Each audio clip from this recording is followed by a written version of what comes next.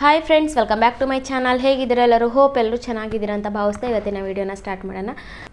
ಎಲ್ಲ ಅಂಗನವಾಡಿ ವರ್ಕರ್ಸ್ಗಳು ಸೇರಿ ಸರ್ಕಾರಕ್ಕೆ ಪತ್ರ ಬರೆದಾಯಿತು. ಸೊ ಸರ್ಕಾರದಿಂದ ರೆಸ್ಪಾನ್ಸ್ ಏನು ಬಂತು, ಹಾಗೆ ಎಲ್ಲ ಕಡೆ ಸುದ್ದಿ ಆಗ್ತಾಯಿದೆ. ಲಕ್ಷ್ಮೀ ಹೆಬ್ಬಾಳ್ಕರ್ ಮೇಡಮ್ ಅವರು ಹಾಗೆ ಅಂಗನವಾಡಿ ವರ್ಕರ್ಸ್ಗಳ ಗೌರವದ ಬಗ್ಗೆ ಕೂಡ ಮಾತಾಡಿದರು. ಹಾಗೆ ಎಲ್ಲ ಕಡೆ ಅಂಗನವಾಡಿ ವರ್ಕರ್ಸ್ಗಳಿಗೆ ಅನಿಸ್ಬಿಟ್ಟಿದೆ ಲಕ್ಷ್ಮೀ ಹೆಬ್ಬಾಳ್ಕರ್ ಮೇಡಮ್ ಅವರು ಹೇಳೋದೇ ಒಂದು ಮಾಡೋದೇ ಒಂದು ಅನ್ನೋ ರೀತಿ. ಸೊ ಕೆಲವೊಂದು ಲೇಟೆಸ್ಟ್ ಆಗಿರೋವಂಥ ಅಪ್ಡೇಟ್ಗಳು ಅಂಗನವಾಡಿ ರಿಲೇಟೆಡ್ ಮಾಹಿತಿಗಳು ಸಿಕ್ಕಿದೆ ಅಂತಲೇ ಹೇಳ್ಬೋದು. ಸೊ ವಿಡಿಯೋನ ಕೊನೆವರೆಗೂ ನೋಡಿ, ಮಾಹಿತಿಗಳು ತಮಗೆಲ್ಲ ತಿಳಿಸ್ಕೊಡಲಾಗುತ್ತೆ. ಸೊ ಇನ್ನೂ ಯಾರ್ಯಾರು ನಮ್ಮ ಚಾನಲ್ನ ಸಬ್ಸ್ಕ್ರೈಬ್ ಮಾಡದೆ ನೋಡ್ತಾ ಇದ್ದೀರಾ ಅಥವಾ ಹೊಸದಾಗಿ ಯಾರಾದರೂ ನಮ್ಮ ಚಾನಲ್ನ ವಿಸಿಟ್ ಮಾಡಿದರೆ ದಯವಿಟ್ಟು ನಮ್ಮ ಚಾನಲ್ನ ಸಬ್ಸ್ಕ್ರೈಬ್ ಮಾಡ್ಕೊಳ್ಳಿ. ಹಾಗೆ ಪಕ್ಕದಲ್ಲೇ ಕಾಣುವ ಬೆಲ್ಲೈಕನ್ನ ಕ್ಲಿಕ್ ಮಾಡಿ ಆಲ್ ಅಂತ ಸೆಲೆಕ್ಟ್ ಮಾಡ್ಕೊಳ್ಳಿ. ಈಗಾಗಲೇ ಸಬ್ಸ್ಕ್ರೈಬ್ ಮಾಡಿಕೊಂಡು ಯಾರ್ಯಾರು ನಮ್ಮ ಚಾನಲ್ ನೋಡ್ತಿದ್ರೆ ತಮ್ಮೆಲ್ಲರಿಗೂ thank you so much friends. Anganwadi ವರ್ಕರ್ಸ್ಗಳು ಸತತವಾಗಿ ತಿಂಗಳುಗಳಿಂದನೇ ಅವರು ಪ್ರತಿಭಟನೆಯನ್ನು ನಡೆಸ್ಕೊಂಡು ಬರ್ತಾ ಇದ್ದಾರೆ. ಸರ್ಕಾರಕ್ಕೆ ಅವರ ಧ್ವನಿ ತಲುಪೋವರೆಗೂ ಅವರ ಪ್ರತಿಭಟನೆ ಇರುತ್ತೆ ಅನ್ನೋ ರೀತಿಯಲ್ಲಿ ಅವರು ಸುಮಾರು ತಿಂಗಳಿಂದನೂ ಪ್ರತಿಭಟನೆ ನಡೆಸ್ತಾ ಇದ್ದರು. ಅದೇ ಪ್ರಕಾರ ಅವರಿಗೆ ಸರ್ಕಾರ ಭರವಸೆ ನೀಡಿತ್ತು. ಅದೇ ಪ್ರಕಾರ ಮಾರ್ಚ್ 7ರಂದು ರಾಜ್ಯ ಬಜೆಟ್ ಘೋಷಣೆ ಆಯಿತು. ಆ ಸಂದರ್ಭದಲ್ಲಿ ಎಲ್ಲ ಅಂಗನವಾಡಿ ಕಾರ್ಯಕರ್ತರಿಗೆ 1,000 ರೂಪಾಯಿ, ಸಹಾಯಕಿಯರಿಗೆ 750 ರೂಪಾಯಿ ಕೂಡ ಗೌರವಧನ ಹೆಚ್ಚಳ ಮಾಡಿದ್ರು. ಆದರೆ ಇದು ತುಂಬ ಅಲ್ಪ ಪ್ರಮಾಣದ ಒಂದು ಗೌರವಧನ ಆಗಿತ್ತು ಅಂತಲೇ ಹೇಳ್ಬೋದು. ಸೊ ಅಂಗನವಾಡಿ ವರ್ಕರ್ಸ್ಗಳಿಗೆ ಸಮಾಧಾನಕರವಾಗಿರಲಿಲ್ಲ. ಸೊ ಅದು ಒಂಥರ ಅಸಮಾಧಾನ ಆಗಿತ್ತು ಅಂತಲೇ ಹೇಳಬಹುದು. ಖುದ್ದಾಗಿ ಲಕ್ಷ್ಮೀ ಹೆಬ್ಬಾಳ್ಕರ್ ಮೇಡಮ್ ಅವರು ಹೇಳ್ತಾರೆ, ಆ ಸಂದರ್ಭದಲ್ಲಿ ನಾವು ಕೂಡ ಕಾರ್ಯಕರ್ತರಿಗೆ 2,000 ರೂಪಾಯಿ, ಸಹಾಯಕಿಯರಿಗೆ 1,000 ರೂಪಾಯಿ ಗೌರವಧನ ಏರಿಕೆಗೋಸ್ಕರ ಕೇಳಿದ್ವಿ, ಆದರೆ ಅದು ಸಾಧ್ಯವಾಗಲಿಲ್ಲ ಅನ್ನೋ ರೀತಿಲಿ ಹೇಳಿದ್ರು. ಸೊ ಅದಕ್ಕೆ ಎಲ್ಲ ಅಂಗನವಾಡಿ ವರ್ಕರ್ಸ್ಗಳು ಆ ಒಂದು ಸ್ಟೇಟ್ಮೆಂಟಿಂದ ಸೊ ಸಚಿವರೇ ಕೇಳಿದ್ರೂ ಆಗಲಿಲ್ಲ, ಹಾಗಾದರೆ ನಾವೆಲ್ಲ ಪ್ರತಿಭಟನೆ ಮಾಡ್ತಾ ಇದ್ದೀವಿ ಅಂದರೆ ನಮ್ಮ ಕೂಗು ಕೇಳೋರು ಯಾರೂ ಇಲ್ಲ. ಸೊ ಕಳೆದ ಬಾರಿ ಅವರ ವಸ್ತ್ರ ಕೂಡ ಚೇಂಜ್ ಮಾಡ್ತಾರೆ. ಸೊ ಅದು ಕೂಡ ಯಾವುದೇ ರೀತಿ ಸಭೆ ನಡೆಯೋದಿಲ್ಲ, ಸಡನ್ನಾಗಿ ಮಾಡ್ತಾರೆ. ಯಾಕೆ ಸರ್ಕಾರ ಈ ಥರ ತಾರತಮ್ಯ ಮಾಡ್ತಾ ಇದ್ದಾರೆ? ಸೊ ಎಲ್ಲರ ಕಷ್ಟ ಸಮಸ್ಯೆಗಳೆಲ್ಲ ಕೇಳಿ ತಾನೇ ಯಾವುದಾದ್ರೂ ಒಂದು ಸ್ಟೆಪ್ ಇಡಬೇಕಾದ್ರೆ ಅದೆಲ್ಲ ಮಾಡಬೇಕಲ್ವ, ಕೇಳಬೇಕಲ್ವ ಯಾರ್ಯಾರ್ದು ಏನೇನು ಸಮಸ್ಯೆಗಳಿದೆ ಅನ್ನೋ ರೀತಿಲಿ. ಸೊ ಎಲ್ಲರ ಅಂಗನವಾಡಿ ವರ್ಕರ್ಸ್ಗಳ ಒಂದು ಮನಸ್ಸಿನ ಮಾತಾಗಿದೆ. ಸೊ ಅದೇ ರೀತಿ ಅಂಗನವಾಡಿ ವರ್ಕರ್ಸ್ ಕಾರ್ಯಕರ್ತರಾಗಿರ್ಬೋದು, ಸಹಾಯಕಿಯರಾಗಿರ್ಬೋದು, ಎಲ್ಲರೂ ಸೇರಿ ಅವರು ಒಂದು ಪತ್ರನ ಬರೆದು ಆಲ್ರೆಡಿ ಸರ್ಕಾರಕ್ಕೆ ತಲುಪಿಸಿದ್ದಾರೆ. ಸೊ ಅದರ ಪ್ರಕಾರ ಅವರ ಮುಂದಿನ ಹೆಜ್ಜೆ ಇಡಲಾಗುತ್ತಂತಲೇ ಹೇಳ್ಬೋದು. ಯಾಕಂದರೆ ಅದರಲ್ಲಿ ಫುಲ್ ಸ್ಪಷ್ಟವಾಗಿ ಮೆನ್ಷನ್ ಮಾಡಿದರು. ಸೊ ಅವರ ಸಮಸ್ಯೆಗಳು ಸರ್ಕಾರ ಕೇಳಬೇಕು, ಒಂದು ಕಮ್ಯುನಿಟಿ ಥರ ಮಾಡಿ ಎಲ್ಲ ಅಂಗನವಾಡಿ ವರ್ಕರ್ಸ್ಗಳ ಏನೇನು ಪ್ರಾಬ್ಲಮ್ಸ್ ಇದೆ ಕೇಳಿ ಅದಕ್ಕೆ ಪರಿಹಾರ ಕೊಡಬೇಕು ಸರ್ಕಾರ.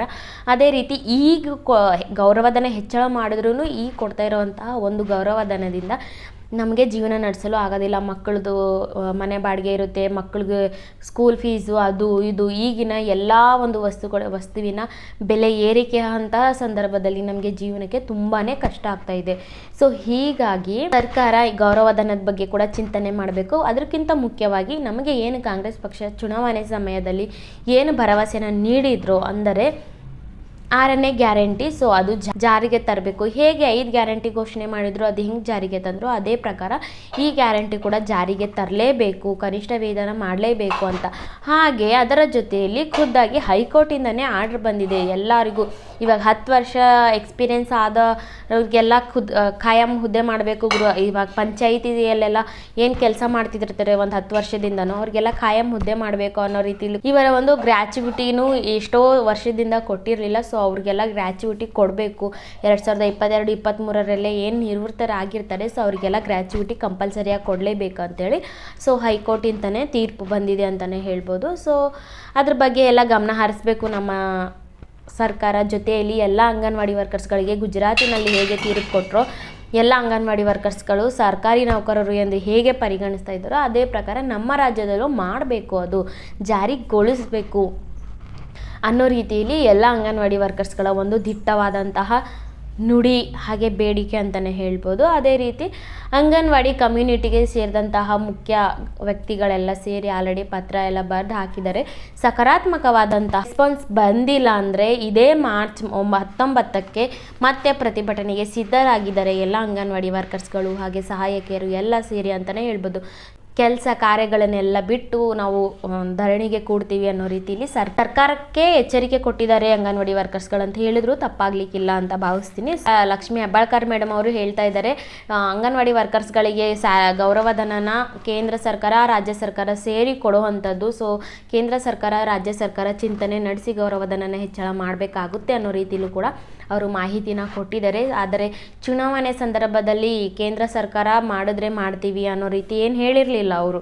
ನಾವು ಕಂಪಲ್ಸರಿ ನಮ್ಮ ಪಕ್ಷ ಏನಾದರೂ ಆಡಳಿತಕ್ಕೆ ಬಂದರೆ ನಿಮಗೆ 6ನೇ ಗ್ಯಾರಂಟಿನ ನಾವು ಜಾರಿ ಮಾಡ್ತೀವಿ ಅಂತ ಹೇಗೆ ಹೇಳಿದ್ರು ಅದೇ ಪ್ರಕಾರ ಮಾಡಬೇಕು. ಇವಾಗ ಹೇಳ್ತಾ ಇರೋ ಮಾತೇನಪ್ಪ ಅಂದರೆ ಕೇಂದ್ರ ಸರ್ಕಾರ ರಾಜ್ಯ ಸರ್ಕಾರ ಸೇರಿ ಮಾಡುವಂಥದ್ದು. ಕೇಂದ್ರ ಸರ್ಕಾರಕ್ಕೆ ನಾವು ಪತ್ರ ಬರೆದಾಗ್ತಾ ಇದ್ದೀವಿ, ನಾವು ಹೋಗಿ ಭೇಟಿ ಆಗ್ತಾ ಇದ್ದೀವಿ, ಆದರೆ ಯಾವುದೇ ತರಹ ಅವರು ಸಕಾರಾತ್ಮಕವಾಗಿ ಕ್ರಮ ಕೈಗೊಳ್ತಾ ಇಲ್ಲ ಅಂದರೆ ಇದು ಅಂಗನವಾಡಿ ವರ್ಕರ್ಸ್ಗಳ ಪ್ರಾಬ್ಲಮ್ ಅಲ್ವಲ್ಲ. ಸೊ ಆದಷ್ಟು ಬೇಗ 6ನೇ ಗ್ಯಾರಂಟಿ ಅವ್ರು ನುಡಿದಂತೆ ನಡ್ಕೊಳ್ಳಿ ಅಷ್ಟೇ ಈಗೆಲ್ಲ ಅಂತ ನಮ್ಮ ಆಸೆ ಅಷ್ಟೇ. ಅವ್ರು ಏನು ಹೇಳಿದ್ರು, ಅವ್ರು ಏನು ಭಾಷೆನ ಕೊಟ್ಟಿದ್ರು ಅಂಗನವಾಡಿ ವರ್ಕರ್ಸ್ಗಳಿಗೆ ಅದ್ರ ಪ್ರಕಾರವಾಗಿ ನಡ್ಕೊಂಡ್ರೆ ಸಾಕು. ಸರ್ಕಾರ ಅವ್ರು ಹೇಳಿದ ಪ್ರಕಾರ ನಡ್ಕೊಂಡಿಲ್ಲ ಅಂದರೆ ಗ್ಯಾರಂಟಿ ಎಲ್ಲ ಅಂಗನವಾಡಿ ವರ್ಕರ್ಸ್ಗಳು ಸೇರಿ ಇದೇ 19ಕ್ಕೆ ಘೋರವಾದಂಥ ಪ್ರತಿಭಟನೆಗೆ ಸಿದ್ಧರಾಗಿದ್ದಾರೆ ಅಂತಲೇ ಹೇಳ್ಬೋದು. ತಮ್ಮೆಲ್ಲರಿಗೂ ಈ ಮಾಹಿತಿ ಉಪಯೋಗ ಆಯಿತು ಅಂತ ಭಾವಿಸ್ತೀನಿ.